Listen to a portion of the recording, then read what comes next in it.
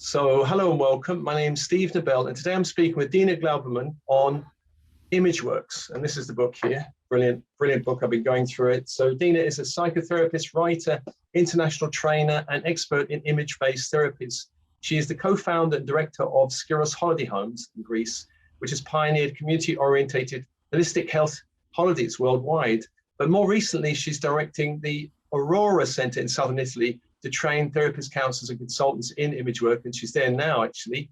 So Dina has been a pioneer in image work, a method of using inner imagery to understand ourselves and guide our lives and those of our clients.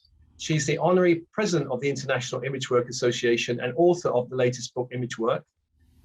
DinaGlouberman.com is the website. There'll be a link going out with this podcast. And this really, going through it, it's a practical, concise training book really for therapists, coaches, counselors, consultants, supervisors, really helping professionals focusing on how best to work with the imagination to enhance learning, health, creativity, and spiritual discovery.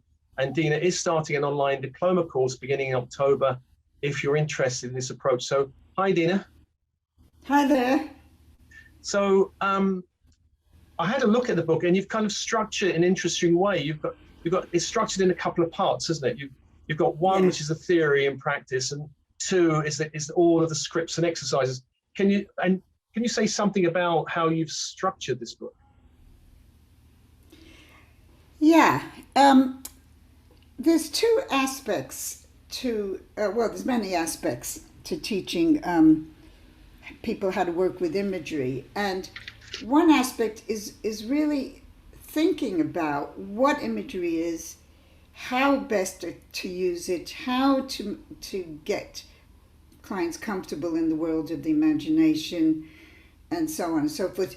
So, for example, I have a whole chapter on what I call the shared world of imagery, where I'm showing people how important it is for the people that are listening, whether they're the practitioners or other group members, to see someone else's image as being real in the room with them. And by doing that, they increase the sense of reality that the person who's got the image has. And I explain why as well. So that would be an example of or I have a chapter about mindfulness, is teaching people how to stay in the present moment when you're working with the image, and then later on you map it back onto your life and understand what it's about. But that's like a two-stage process.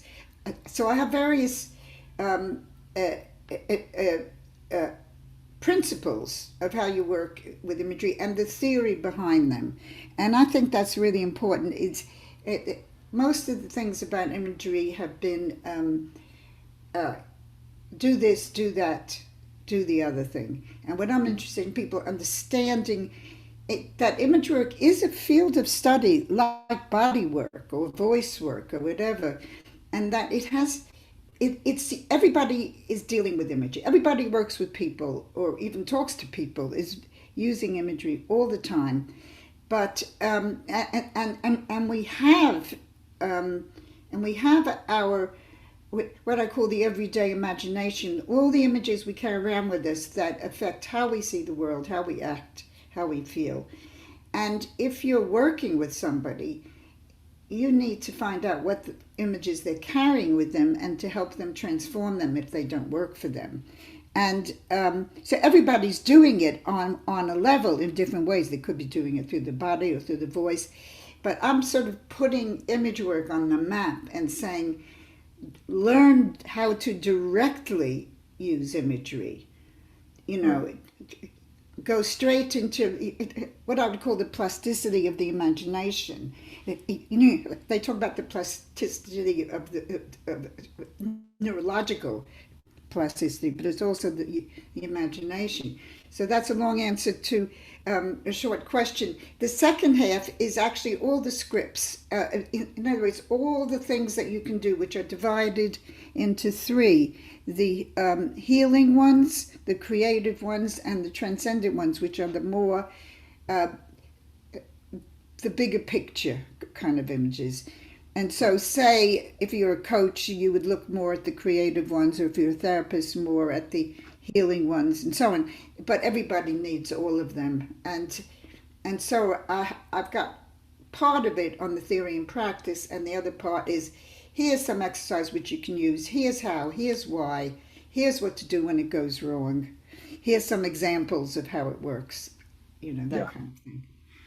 Well, I know in the book you say, you make this point about fantasy. Images are not, as you can see, just pretty pictures or daydreams of escape. Yeah. They're the templates that program our bodies, minds, emotions, actions, and creative possibilities. I mean, it's important, isn't it? Because a lot of people are diving into fantasy. There's a video games and there's all the rest of it. But Absolutely, this is not really real. No. It's not like they're going deeper into their own being and going, oh, I'm uncovering who I truly am or what my different parts of my being want to say. This is just like being programmed with a load of, chasing dwarves or whatever the thing is. It's an escape rather than a moving towards something. It's an escape. And there's something else people often ask me is what's the difference between daydreaming and image work. And daydreaming isn't necessarily an escape, although teachers think the kids that are daydreaming are escaping. It's your imagination, but it's unfocused. It's just your imagination is wandering. And what we do with image work is we're focused. I might ask a question, or I might help the person to go into a particular world or whatever, and it's got a purpose, and it's working with something, and then it could be mapped back on people's lives. So it's a different level of your being. It's like you having a witness on your own imagination. Yeah. Well, I know you make the point in the book also about imagination. You've mentioned about the kind of plasticity of the imagination. Yeah. You say in the book, our deepest images affect not only our actions, thoughts, and feelings, but even our autonomic nervous system. Yeah. And you give the example, telling yourself to salivate doesn't work, but imagine sucking on a sour lemon can produce it in an instant. And I know for me, if I don't really like heights, and so if I imagine myself in a tall building, immediately I'm like, I want to jump back. Exactly. It's like that. So I've always felt that the imagination is stronger than the will. I'm going to do it, but then you imagine it, go, whoa, I'm not going to do that, or whatever. Yes. So I do feel, and some of the ways you can use the imagination is to help you to work with the autonomic nervous system. I mean, there's a lot of research about, say, helping people to recover more quickly from operations, or to use less drugs or whatever through using imagination. And let me just say, there are two. At one level, there are two ways of working with the imagination. One is the receptive, where you open a space. Let's say I say, I'd like you to allow an image to emerge of an animal, plant, or an object that somehow represents who you are or what you need to know. Now, in a minute, if you weren't focused on giving me an interview, you'd probably get an image. And that's receptive. I'm asking you a question and you letting it come up. Another one is active, where you say, I want to learn how to do this. And therefore I'm going to practice. That's used a lot in sports, in medicine, and so on.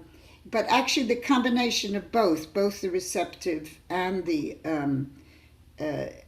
active is important. In other words, for example, people say you can create the life you want. Okay, it's a very common statement, But the question is which part of you wants it? Yeah. Which part of you wants it? Is it the part of you that was trained in your culture, in your family, or whatever, to want that? Or is that what's going to really make you feel fulfilled? So you need to begin with the receptive imagination to find out. So, for example, I might say, it's a year from now and you're feeling great. What's the good feeling? How did you get there? Not set your goal from what you think you want. And then I might say, it's the end of the year and you feel horrible. Right. And what's the horrible feeling? What made you feel that? How did you get there?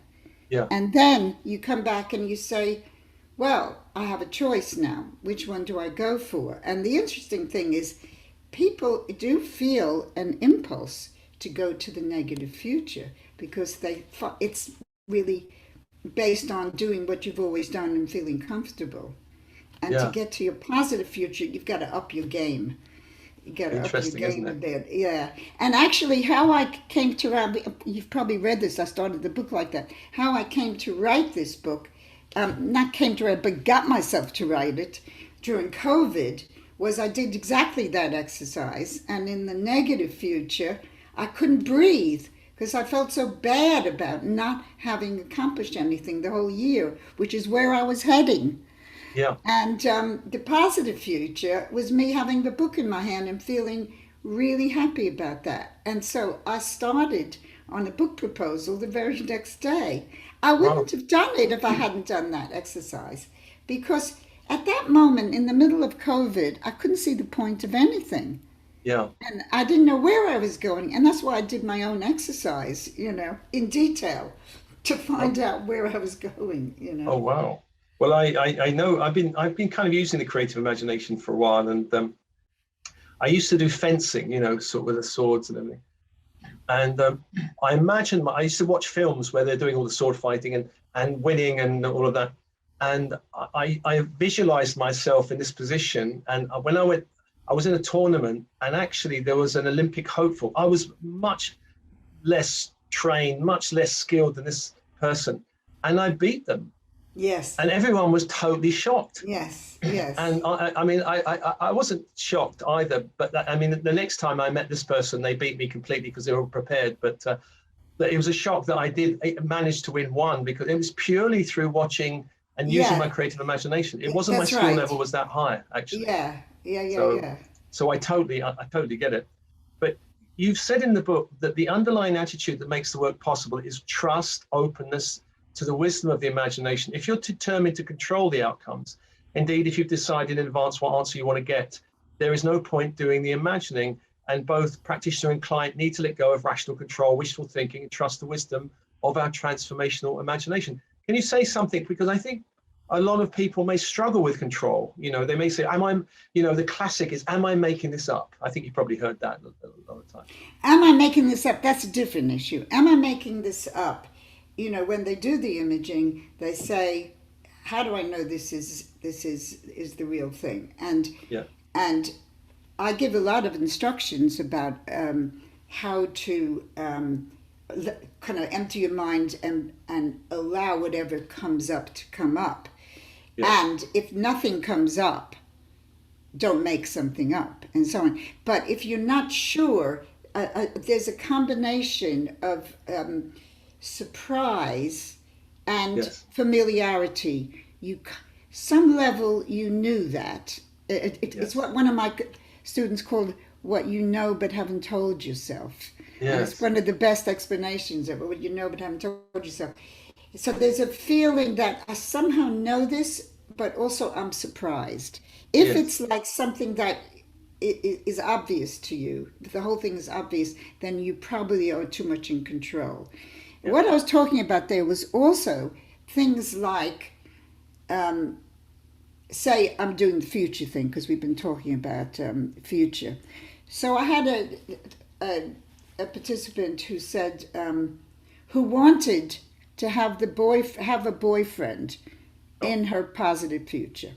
Yeah. That's what had to happen. As a result, she couldn't do it because she was so determined to have a particular future that she couldn't trust her imagination to show her what really was going on. Mm. And then I had another client who said, I was really scared that my husband wouldn't be in the positive future. Mm. She was scared, but she did it anyway. She let herself trust. And there he was. He was right there in her positive futures. So, and that was what was meant to be. But she allowed herself to know the truth. That's great. And the truth comes when we trust the imagination to show us something, instead of saying, I want to have it this way. Any other way isn't good. And the same thing happens when people get an image. If somebody has a lion in a cage, they like that. Somebody else I had a client who had a wooden duck. She said, I've got a wooden duck. What's that? So a lot of people throw away their I give these instructions in the beginning. And if you get an image you don't like, don't throw it away. And then everybody's got their image. Some people can't get one. I said, how many of you have thrown away your first one? five people always raise their hand. They've thrown Right. it away. Take it Right. back, take it back because the next one won't be any good. But people, when you're throwing away an image you don't like, that's you not trusting the imagination. Right. Yeah. Yeah. Can I ask you, because we've talked about the future, about rehearsing and looking at positive futures and perhaps negative futures. What about healing the past? You must get a lot of people come to you and go, oh, I had this trauma or I had this Yeah, negative event in the past. How yeah. would you use ImageWorks for that? Well, one of the main ways, by the way, it's not ImageWorks, it's ImageWork. ImageWorks, sorry. Work, Yes, ImageWorks. ImageWork, because there is things called ImageWorks. So one way is we talk to the inner child, Yeah. okay? And when you work with the inner child, there are two ways of doing that.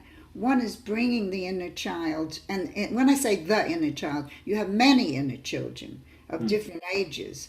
So I might say, allow an image to emerge of the child that you were once, and a different age will come up every time, depending on what your issues are at that time. Yeah. So, one way is to bring that inner child into the present, talk to them, find out what's going on for them, appreciate them, promise to include them in your life, and so on. Another way is to go into the past, into the story that the child is involved in, which could be, for example, an abuse story or whatever, and to help them through that, so that the adult goes back into the world where the child is so alone and hurt, and says, I'm here from the future and I'm here to help you. And then we go on to do that. But there are also many other exercises which will bring up the traumas. But that's one of the immediate things that people do, is various ways of working with the child of that age. Well, in a situation where the child has perhaps abusive parents, is it all right in the imagination to go and give them different parents? Would that be, or is that not ethical? There's nothing unethical about it, but the first thing I would do is work with the situation. For example, suggest to the adult that they stand up to the parents and to the parent, and say, you will never do that again to this child, and then take the child away to a safe place, or take them into your home, and so on. So I would start with healing what's happened.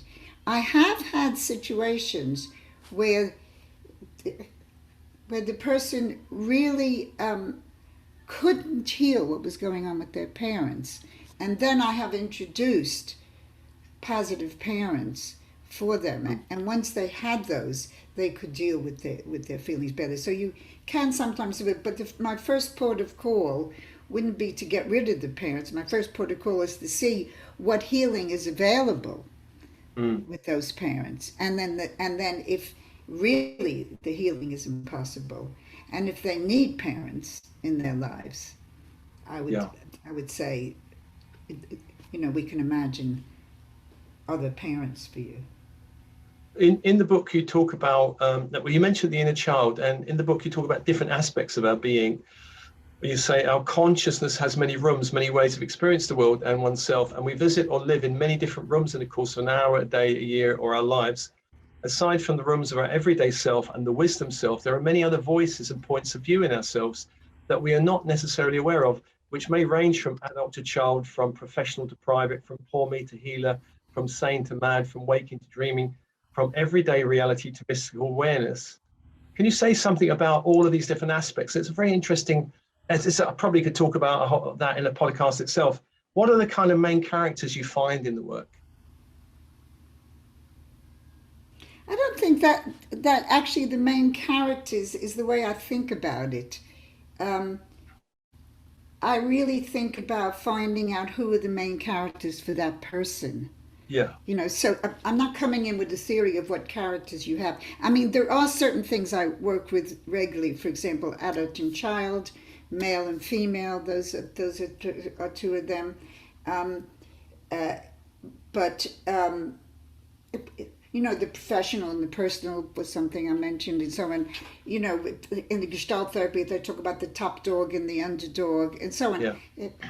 But I think the important thing is to realize that you have many possibilities, and actually not only negative things, but many resources that you aren't aware that you have. So one way I use it, for example, which is very powerful, is I give people the assignment that they have to have a session with themselves, like a therapy session with themselves, as talking to. So you'd put in an empty chair a consultant or a coach or a therapist, and if you were trying to give yourself advice, it's a bit like tickling yourself. It doesn't really work well. But if you sit there and you say, I'm feeling like this is what's going on, it's really awful, blah, blah, blah, then you get out of that seat of being the client. You go sit in the consultant, and I say, this is the best consultant in the world for you, is sitting opposite you. And you sit in that seat, and suddenly you know what this person needs, just like you would know what your friend needs or what your client needs when they don't know. So by going into a different room, you could say, and opening the doors, I can get my therapist self to help me. I could also go to an inner guide of another kind and so on. And sometimes what I do with a client is I go and I change seats with them. And I go and I sit in their seat and I tune in on a deep level to what I feel is going on. Because people do leave something in the chair behind them, which you probably know about if you're doing all this work. And so I go deeply into my sense of what's going on for them. And then I say to the client who's now being my therapist, can you help me? And then they help me because they're in the other chair. Right. It's not Amazing. them. It's the other chair. And at the point they can't separate, I just switch back again, Right. So we have all kinds of possibilities, and the left hand doesn't know what the right hand is doing. And a part of what we're doing with the imagery is opening up all those doors so that people can move between one thing and another. When I do an image, for example, I gave an example of the lion in a cage. So one of the things I might do is have them go and become a light from above. And as the light, what can you see about the lion it doesn't know about itself? Oh, okay. What can you whisper to the lion that would help it on its way? It'd be that kind of thing. And by the way, what's very interesting about animals in cages is I have never, ever, ever found an animal in a cage that it wasn't actually open, that there wasn't a key or the door wasn't locked. It's always that the person believes that they're right in a locked cage, and they always find out that the cage is open. And then I might get the lion go and talk to the person, and I'd say, if